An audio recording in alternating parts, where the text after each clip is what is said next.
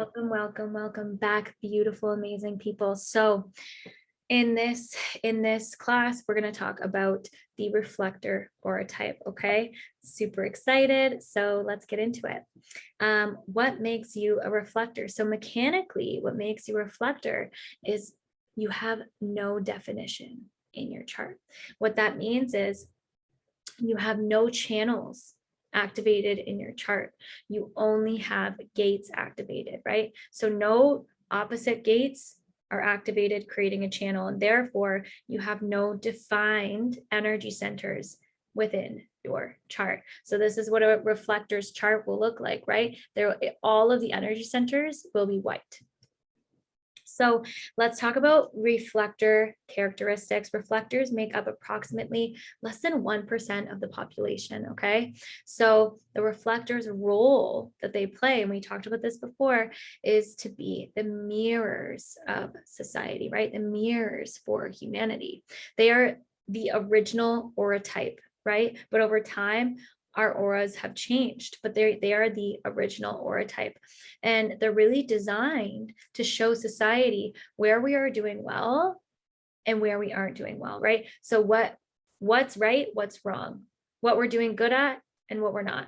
That's the whole role that reflectors play for us, because what happens is, because they're constantly taking in this energy from their environment, right? They reflect it, they amplify it and reflect it back to us. And from that, we're able to see, okay, this is a low quality environment, right? These are the low vibrations that are coming out. And this is something that's not working anymore. This is something that is working, because you can tell by the reflection that they're giving back to us.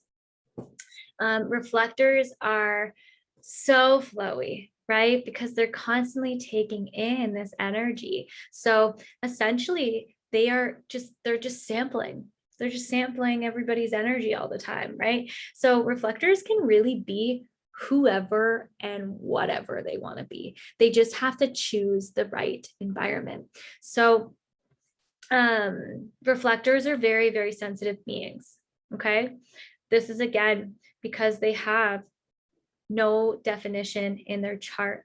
So you'll notice the reflectors in your life are very, very sensitive.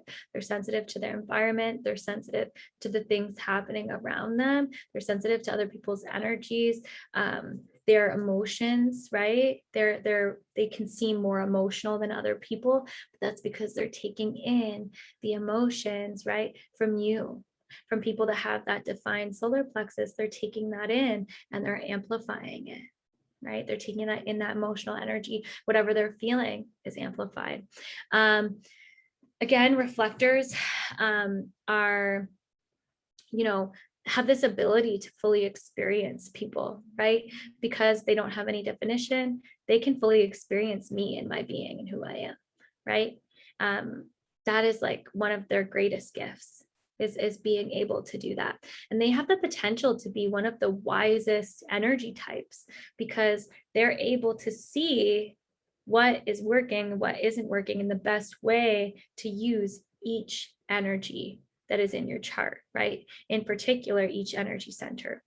I do want to say, though, however, that reflectors, they do have a built-in resistance to the conditioning that can happen within the energy centers in particular. They do have a resistance to the conditioning, but conditioning can still happen, okay? But it's not like they're walking around like these like completely broken people. Like, that's not what I'm saying at all. They do have a resistance to the conditioning that society can place on them. Further, with reflectors, they have they're very flowy. Again, they have this flexible way of being, right? And again, they can be anyone and anything. Like, if you're a reflector and you want to be fucking CEO, you can be a CEO. You just need to make sure that you're surrounding yourself with people that have those qualities that you want to see within yourself, and that you need as a CEO, right? If you want to be like, it's really like, you can be whatever you want to be as a reflector. What matters is your environment, who you are surrounding yourself with, because you're taking in their energy. You want to be someone that speaks from your heart. Surround yourself with someone like me. My heart is connected to my throat. Can you tell? Yes. Right. So if you're surrounding yourself with someone like me, your speaking patterns, right, they're going to be influenced by my energy, by my throat's energy, by my heart's energy, right? You're going to have more of the willpower to start things when you're around someone like me, because you're going to be taking in that energy, right? So depending on what characteristics that you want, choose who is in your environment. The reflector conditioning that can happen, again, this happens with every single non-energetic aura type. You can be conditioned to operate like an MG or to operate like a generator, right? That's not how you're meant to operate. That's not how you're meant to operate. Okay. That's not one of your gifts. Your gift is like the other non-energetic beings, work smarter, not harder. Right. And you really, again, you are the aura type that needs the most rest. Okay. You need the most rest. Just repeating this over and over again so that you know it's okay to take that time to rest, right? To take that time to recharge and to discharge all of this energy that you've been taking in from all these other people, okay? Reflectors are also conditioned to make these quick decisions. Okay, but you're not meant to. So your strategy as a reflector, and we'll get more into strategy later in the strategy module, but your strategy as a reflector is to wait a lunar cycle, because your chart changes with the transits that happen throughout a lunar cycle. Okay, so the more time that you wait to make a decision, the more clear you'll come onto that decision, because different gates will be activated throughout that time, right? And then you'll become more clear, right? Another thing that in terms of conditioning that can happen with a reflector is this fear of not being seen, right? Which can cause them to do or say things for attention, right? But when they do that, what normally ends up happening is this rejection, right? So my sister's partner is a reflector, and I've definitely seen this in his behavior before, and I've had to say to him before, like I see you. It's okay, right? You don't need to act this way. It's okay, right? And yeah, like it's so important, if you know a reflector, to just keep telling them, like, I see you, I'm with you. I see you, I'm with you. I see you, I'm with you, right? Make sure that you affirm that for them, right? Make sure that you affirm that and be very cognizant of how your energy is impacting them. So one of the things that happened with me and my sister's partner is, for him as a reflector, what was coming up for him was he felt that I was feeling like nothing he ever did was good enough, right?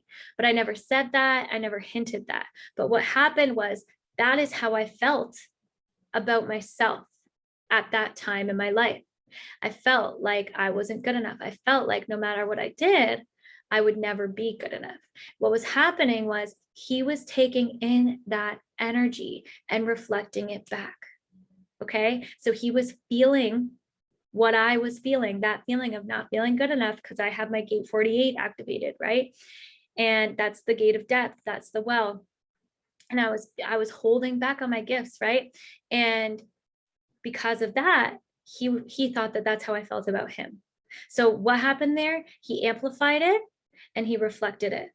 So being cognizant of that stuff when you're in a relationship, whether that's a friendship, an intimate relationship, or you have a parent that's a reflector, be cognizant of that, okay? Because they're reflecting the stuff that you are really doing great at, but they're also reflecting the stuff that you're having troubles with, right? So make sure to be cognizant of that and to approach them with grace and patience, because what's happening is they're reflecting you. Okay, so let's talk about the reflector not self theme. If you are not following your strategy and authority, both which are to wait a lunar cycle, then and you're not respecting this time to make your decisions, right? You're not giving yourself time to make decisions, and you're not respecting this time for rest. You're not honoring that part of yourself. Then what will happen is you'll experience this disappointment. That's your not self theme. That's your signal saying, hey, hey, hey, red light, this is not aligned with me. This is not aligned with what I want and my inner truth. Okay. If you also are in an environment where the quality of that environment is not very good, you'll experience that disappointment again, right? You'll experience that disappointment because what will happen is that you're taking in this energy, and then because you're taking in not this bad energy, but this lower vibrational energy, then you're going to act in a lower vibrational way, right? As a reflector, you're going to act in a lower vibrational way because you're reflecting it, right? You're amplifying it, reflecting it back to your environment and to humanity. So you'll experience that disappointment again, right? And then your self theme is surprise.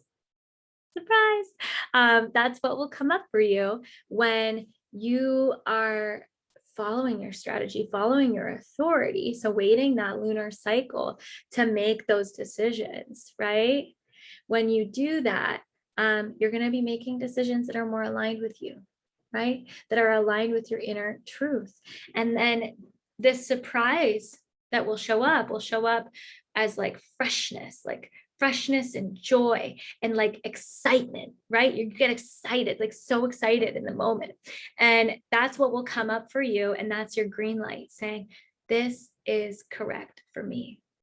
This is aligned with my inner truth. That's your green light, okay? And then finally, let's talk a little bit on some final notes as a reflector, okay? So the final notes, since you're a reflector, you're taking in energy from everybody all the time. So it's important that you set aside time to discharge that energy. Give yourself rest, right? Give yourself rest. So important. One of the things that you can do before bed, again, showering off, like washing off all that energy, discharging all of that energy throughout the day. You can also do a cleansing breath before bed, right? There's aura cleansing breaths that you can do.